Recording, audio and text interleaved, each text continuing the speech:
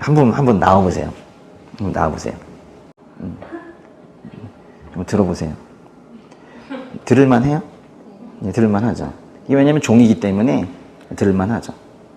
근데 지금 이렇게 잠깐 들어보라고 하는 건 또 이제 여기 지금 갑자기 안 한다고 하면 분위기 어색해지니까 지금 했잖아요. 그렇죠? 하고 뭐 또 잠깐 들고 있으니까 그렇죠. 근데 이제 제가 이거를 평생 들고 있으라고.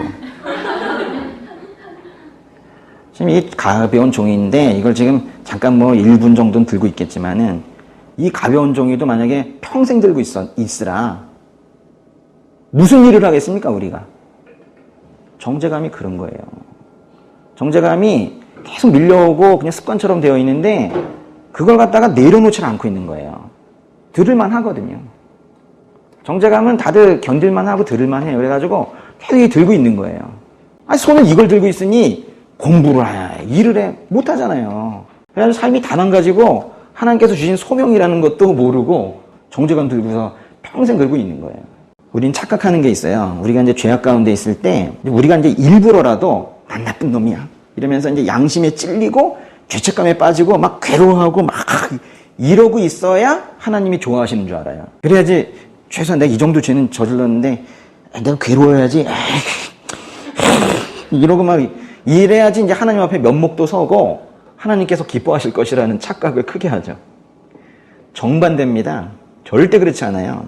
하나님께서는 오히려 죄를 자백하고 정죄감에서 벗어날 때 하나님께서 영광 받으시는 거예요.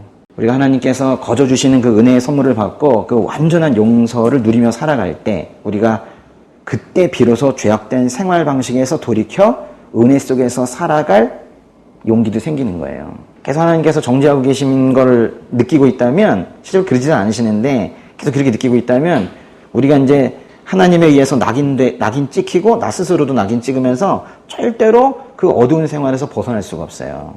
그런데 하나님께서 우리의 죄를 그렇게 용서하셨다라는 것을 그걸 믿고 있을 때 우리가 이제 자유함을 얻어요. 지난주에 제가 그 예수님의 발에 그 눈물 흘리면서 향유 부었던 그 여인 이야기 해드렸었잖아요. 그때 여인이 사실 눈물을 너무 많이 흘러가지고 자기도 감당할 수 없을 만큼 너무 많이 흘러가가지고는 머리를 풀어가지고 이렇게 닦고 그 다음에 거기다 이제 향유를 붓고 그렇게 한 건데 그때 그 눈물을 왜 흘렸을까요?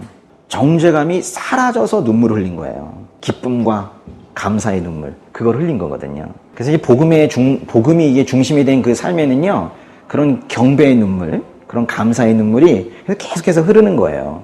그 예배 때 그 눈물이 흐르는 거잖아요. 마귀는요, 우리가 죄를 짓게 하는데 목적이 있지 않아요. 하나님과 그냥 멀어져 있으면 안 건드려요. 오히려 일 더 잘 되게 해요. 그런데 이제 만약에 우리가 죄를 지었는데 우리가 죄로 인해서 극심한 정죄감에 시달리는 존재라면, 그래서 하나님께 면목이 없어서 하나님으로부터 멀어지는 존재라면 마귀가 계속 죄짓게 해요. 크리스찬이 딱 타깃이에요. 크리스천들은 죄짓고 힘들어하거든요. 훨씬 더 힘들어해요. 그래서 크리스천들은 일을 잘 되게 하는 방식, 잘 되게 하면 하나님이랑 가까워져요. 뭐 은혜인 거 알기 때문에. 그래서 크리스천들은 죄짓게 해요. 그럼 이제 저 밖에 있는 사람들은 느끼지 못하는 정도의, 이건 뭐 상상도 할 수 없을 정도의 죄책감을 가져요. 엄청 정죄감을 갖고 자신을 더럽다고 그러고, 그러면서 이제 주님으로부터 멀어져요. 그래서 크리스천들을 엄청 공격하는 거예요, 마귀들이. 결코 속으면 안 돼요. 우리가 성화 과정에서 넘어짐이 있을 수 있는데 그렇게 있었다 하더라도 우리가 하나님 앞에 나아가지 못할 이유는 전혀 없다는 거예요. 왜냐하면 하나님 앞에 나아가느냐 나아가지 못하느냐의 문제는요, 의로우냐 의롭지 않느냐 가지고 판단합니다. 하나님께서 우리를 만나주시고 만나시지 못하는 거는 오로지 의입니다. 그래서 우리가 의롭다고 간주되면 만나는 거고 아니면 못 만나는 거예요. 끝까지 그렇게 의롭다고 간주되지 못하면 영원히 못 만나는 거예요. 그래서 지옥 가는 거예요. 그런데 의롭다고 간주되면 그냥 만나는 거예요. 내 행동 때문에 만나는 게 아니에요. 우리의 신분이 전혀 바뀌지 않아요. 그래서 우리가 하나님께 어떠한 상황에서도 나아갈 수가 있는 거예요. 하나님은 뭔가를 잘하고 있는 사람을 만나시는 분이 아니세요. 하나님께서는 의롭게 된 자를 만나시는 분이세요. 근데 의롭게 된 자를 스스로 만드셨잖아요. 의롭다! 이렇게 말씀하시고는 그냥 만나시는 거예요.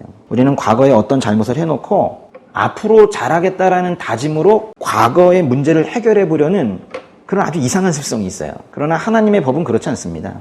하나님께서는 우리를 부르시고 의롭다고 선언하실 때 우리의 그 오래된 죄나 방금 지은 죄나 앞으로의 죄도 모두 용서하셨어요.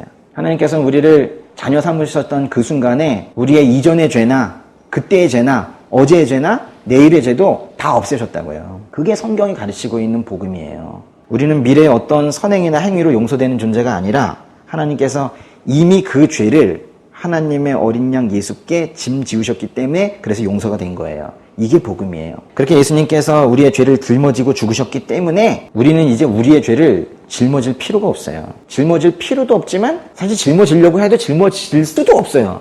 너무 무거워서. 그 죄의 무게가 너무 커서 우리는 애초부터 그거를 질 수 있는 존재도 아닙니다. 바울이 자신을 죄인 중에 괴수라고 했거든요. 그게 그 고백이요. 정죄감에서 나온 게 아니에요. 저는 죄인 중에 괴수입니다. 그렇게 고백한 건요. 그런 자신을 다메섹 도상에서 만나주신 그 예수님, 그런 자신을 그 구원해주신 그 하나님의 긍휼, 그 하나님의 은혜, 그걸 찬양하는 말씀이에요. 어떻게 나 같은 죄인을 이렇게 살리셨습니까? 하는 그 나 같은 죄인 살리신 그분에 대한 찬양이에요, 그게. 우리는 모두가 죄인 중에 괴수인데요. 우리가 그건 인정을 해야 돼요. 그러나 중요한 건 저는 죄인 중에 괴수입니다. 이걸 인정하는 거에서 멈추면 절대 안 된다는 거예요. 그럼 자칫 잘못하면 영적 우울에 빠질 수 있어요. 정죄감에 빠져서. 거기서 절대로 멈추시면 안 되고 죄인의 괴수를 구원하기 위해 오신 그 구세주, 죄인의 괴수를 포기하지 않으시는 그 하나님의 은혜, 그거를 기뻐하는 것까지 가는 게 우리가 가야 될 것인 거예요. 모든 죄를 그분 앞에 내려놓고 무릎 꿇어 경배하는 게 그게 우리가 해야 될 일입니다.